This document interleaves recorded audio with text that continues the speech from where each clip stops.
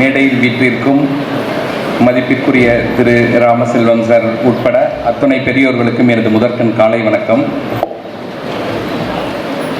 விழித்து கொண்டோரெல்லாம் பிழைத்து கொண்டார், இங்கு குரட்டை விட்டோரெல்லாம் கோட்டை விட்டார்.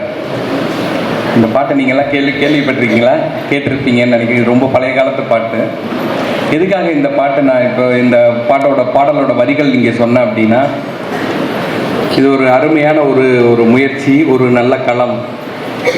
இந்த மாதிரி இடத்துல இருந்து தான் நமக்கு வந்து ஒரு பெரிய பதவிக்குரிய ஆள்கள்லாம் உருவாக்குறாங்க. உங்களை மாதிரி இதே ஸ்டேஜில் நாங்கள் எல்லாம் உட்காந்துருந்துருக்கோம்.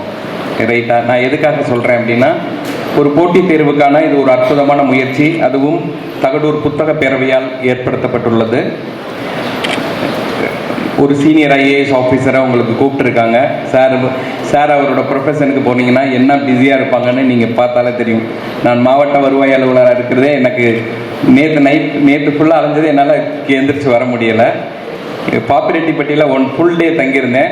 நம்ம பிசி ஹாஸ்டலில் உள்ள நிறைய மாணவிகள் கூட நான் பார்த்துருந்தேன். பாய்ஸ் ஹாஸ்டல்லையும் வந்திருந்தேன். ஸோ அன்னைக்கு வந்திருந்தது லாஸ்ட் மந்த்து நிறைய பேர் என்னை பார்த்துருப்பீங்க அப்படின்னு நினைக்கிறேன். ஸோ இது எதுக்காக இது ஒரு அற்புதமான களம் என்று சொல்கிறேன்னா, என்னோட பார்வையில் நீங்கள் எந்த ஸ்டேஜில் இருக்கீங்கன்னா, இன்னும் ஸ்டார்ட்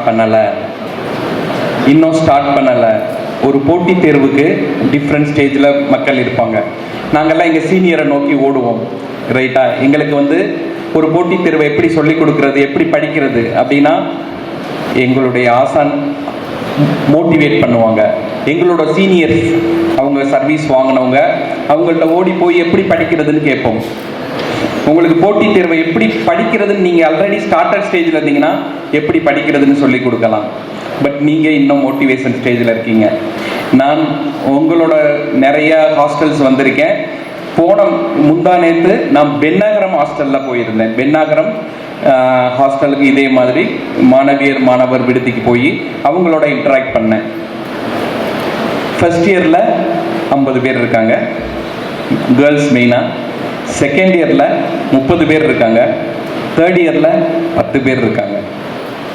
என்னாச்சு மேலேருந்து வர கீழே குறையுது அப்படின்னா, தேர்ட் இயர் எல்லாம் மேரேஜ் பண்ணிட்டாங்க அப்படின்னா. இப்போ நான் சொன்னேன், படிக்கிறதுக்கான எதுக்காக நம்ம படிக்கிறோம்? நம்ம வாழ்க்கை தரத்தில் உயரணும், நம்முடைய குடும்பத்தை வந்து நம்ம இருக்க ஸ்டேஜிலேருந்து அடுத்த நிலைமைக்கு கொண்டு வரணும். அப்போ அது நமக்கு ஒரு நல்ல ஒரு வேலைக்கு போகணும். அது எப்படி வேலைக்கு போகுது? வெரி காம்படிட்டிவ் வேர்ல்ட், ரொம்ப ஒரு காம்படிட்டிவ் வேர்ல்ட். ரிசோர்ஸ், அதாவது எத்தனை வேலைகள் இருக்குது அப்படின்னா ரொம்ப மினிமம். எல்லாரும் படித்தவங்க நிறையா. பட் கஷ்டமா இல்லை. ஏன் அப்படின்னா, 1000 பேர் ஒரு காம்படிட்டிவ் எக்ஸாம் படிக்கிறாங்க அப்படின்னா 50 பேர் கூட சீரியஸ் கேண்டிடேட் இருக்க மாட்டேன்றாங்க. 1000 பேர், நிறைய பேர். நீங்கள் எந்த ஸ்டேஜில் இருக்கீங்கன்னா, படிக்கலாமா வேணாமா, படிக்கிறதுக்கான அந்த ஒரு மனநிலையில் இருக்க நிறைய பேர் நமக்கு தெரியுறீங்க. நாங்கள் இதே மாதிரி காலேஜில், நான் வந்து கால்நடை மருத்துவம் படித்தவர், உங்களுக்கு சொல்லியிருக்கேன். எனக்கு முடித்தோடனே மோஸ்ட்லி கால்நடை மருத்துவத்தில் வேலை கிடச்சிரும். பட் எனக்கு சின்ன வயசுலேருந்தே நம்ம ஒரு ஐஏஎஸ் ஆகணும் அப்படின்னு ஒரு இது இருக்குது. இந்த மோட்டிவேஷனை இருந்தாலும் கால்நடை மருத்துவராக படிக்கிற எல்லாருக்கும் அரசு வேலை இம்மிடியேட்டாக கிடைக்குமா? இல்லை. அப்போ கொஞ்சம் பேர் காம்படிட்டிவ் எக்ஸாமில் போகணும். அப்போ நாங்களெல்லாம் ஒரு செட்டு வந்து காம்படிட்டிவ் எக்ஸாமில் போகணும்னு இருக்க ஒரு, இப்போ யார் எங்களை போகணும்னு உள்ள ஒரு எண்ணம் இருக்குமே ஒழிய அதை எப்படி படிக்கணும், என்ன படிக்கணும், இது எல்லாமே ஒரு இதெல்லாம். அப்போ நாங்கள் போய் இதே மாதிரி ஒரு கூட்டத்தில் உட்காருவோம். இப்போ எங்கள் ஆசான்கள் எங்களை எங்கள் டீச்சர்ஸ் எங்களை மோட்டிவேட் பண்ணுவாங்க. இங்கே எக்ஸ்டென்ஷன் ஒரு ப்ரொஃபஸர் இருப்பார். அவர் வந்து அப்படியே சொல்லுவார், வந்தோடனே அப்படியே தமிழ் ரொம்ப அருமையாக பேசக்கூடியவர். ரொம்ப வருவார், அப்படி உடனே மெதுவாக வந்து நம்மளோட சொல்லுவார் மோட்டிவேஷனுக்கு. முடியும் முன்னால் முடியும், முயன்று பார்த்தால் முடியும், முடியும் முன்னால் முடியும், முயன்று பார்த்தால் முடியும், நொடியும் சிற்சில நொடியும், நொடித்து சோர்ந்திடாமல் கடுமையாக உழைத்தால் வெற்றி வந்து சேரும் அப்படின்னு சொல்லிட்டு பாடுவார். அப்போ வந்து நமக்கு ஓகேன்னு ஒரு சீரியஸாக ஒரு மோட்டிவேஷன் வரும். நம்ம என்ன படிக்கணுமோ அதை நோக்கி நம்ம பயணிக்கணும் அப்படின்னு சொல்லிட்டு. அப்போ தான் எங்கள் காலேஜில் ஃபஸ்ட்டு ஒரு எங்கள் சீனியர் செட்லேருந்து சிவில் சர்வீஸில் உள்ளே வர பார்க்குவாங்க. அப்போ சிவில் சர்வீஸில் நாங்கள் எல்லாரும் போய் உட்காருவோம். யார் அவங்க கூடயே போய் பயணிச்சாங்களோ அவங்க உடனே வந்து சர்வீஸ் வாங்கிட்டாங்க. ஏன்னா காம்படிட்டிவ் எக்ஸாம்ன்றது ஒரு பெரிய பரந்த வேர்ல்டு. இப்படி இருக்கும் படிக்க வேண்டியது. இதை இவ்வளவே நம்ம படித்து இவ்வளவே ஞாபகம் வச்சுக்கிறது கஷ்டம். அப்போ அதை இந்த ட்ராக்லேருந்து இப்படி போய் படித்து இந்த இதுக்குள்ளே குறுக்கணும் அப்படின்னா அதுக்கு எப்படி படிக்கணுன்ற ஒரு நாலேஜ் ரைட்டா.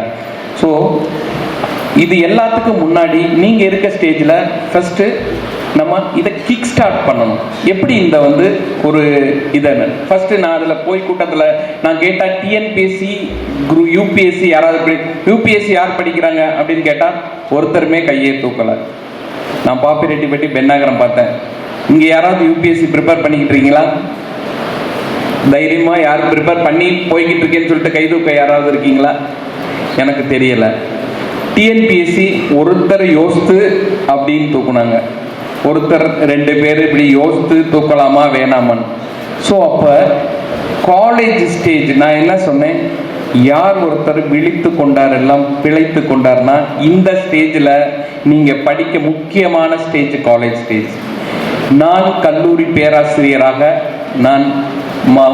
கல்லூரி பேராசிரியராக 1-2 வருஷம் வேலை பார்த்துருக்கேன். அதுக்கப்புறம் அதை ரிசைன் பண்ணிட்டு இங்கே வந்தேன்.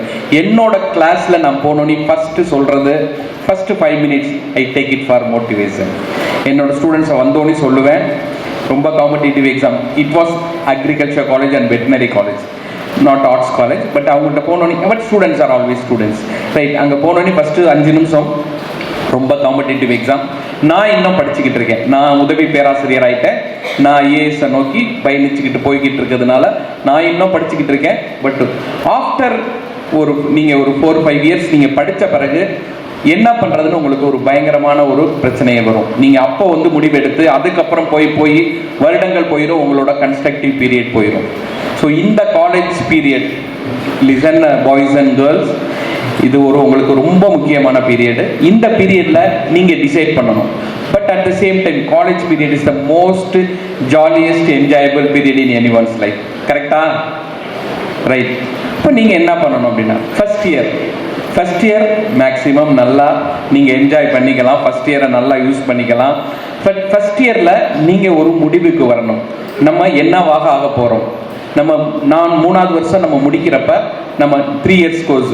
ஸோ 3வது வருஷம் முடிக்கிறப்ப அடுத்து என்ன பண்ண போகிறோம். ஒன்ஸ் பிரேக் விட்டுட்டிங்கன்னா வெரி டிஃபிகல்ட் அடுத்து திருப்பி பவுன்ஸ் பேக் ஆகிறதுக்கு. உங்கள் வீட்டில் எல்லாரும் உங்களை முடிச்சிட்டிங்க, கல்யாணம் பண்ணலாமா இது பண்ணலாம். நீங்கள் யாராவது ஒருத்தர் காம்படிட்டிவ் எக்ஸாம் ப்ரிப்பேர் பண்ணிக்கிட்டு அந்த கோலை நோக்கி போய்கிட்டு இருந்தீங்கன்னா கல்யாணம்னு நீங்கள் அவ்வளவு நினைக்க மாட்டாங்க. Unless and otherwise you are having a job. I got a break because in the middle I got married. அதனால எனக்கு ஒரு பிரேக் விழுந்துருச்சு. திருப்பி 1 year கழிச்சு தான் திருப்பி I started my civil service again. நான் குரூப் 1 தேர்வில் தான் நான் இதில் வந்து நம்ம குடிமை பணிக்குள்ள உள்ள நுழைஞ்சேன். But I have taken 4 total attempts including interview in civil service. நான் ஃபஸ்ட்டு சிவில் சர்வீஸில் நான் குரூப் 1 சர்வீஸ்லாம் படிக்கவே இல்லை. எனக்கு டிஎன்பிஎஸ்சியே தெரியாது, எப்படி படிக்கிறது, எப்படி போகுது, என்ன ப்ரமோஷன் இருக்குது, என்ன ஜாப் ஆப்பர்ச்சுனிட்டி. நான் யூபிஎஸ்சி மட்டும் படித்தேன். அந்த யூபிஎஸ்சியை வச்சு நான் இதில் எழுதினேன், இதுலேயும் எனக்கு கிடைச்சது. ஸோ நீங்கள் காம்படிட்டிவ் எக்ஸாம் படிக்கிற எதுவுமே வேஸ்ட் ஆகாது. ஒன்ஸ் நீங்கள் காம்படிட்டிவ் எக்ஸாமை கையில் எடுத்துட்டிங்கன்னா நீங்கள் காம்படிட்டிவ் எக்ஸாம் உங்களை கொண்டு போய் ஒரு சீரியஸாக நீங்கள் படிச்சிங்கன்னா உங்களை ஒரு நல்ல வேலையில் கொண்டு போய் சேர்த்துடும். ஸோ அதுக்குரிய ஒரு பிளாட்ஃபார்ம் தான் இந்த கல்லூரி பருவம். இதில் நீங்கள் என்ன பண்ணணும், ஃபஸ்ட் இயரில் நல்லா உங்கள் ஃப்ரெண்ட்ஸு உங்கள் இதை நல்லா வித்தின் லிமிட்ஸ் நல்லா ஜாலி பண்ணுங்கள். But come to a conclusion. நம்ம என்னவாக ஆக போகிறோம், நாம் போட்டித் தேர்வுக்கு படிக்க போகிறோம்னா என்னவாக ஆக போகிறோம். நிறைய போட்டித் தேர்வுகள் இருக்குது. Choose one. வீடியோ உங்களுக்கு பிடிச்சிருந்தா லைக் பண்ணுங்க, ஷேர் பண்ணுங்க, சப்ஸ்கிரைப் பண்ணுங்க, கமெண்ட் பண்ணுங்க, பெல் ஐக்கன் பிரஸ் பண்ண மறந்து போயிடாதீங்க. அப்பதான் நாங்கள் போஸ்ட் பண்ற வீடியோவோட நோட்டிஃபிகேஷன் உங்களுக்கு வரும்.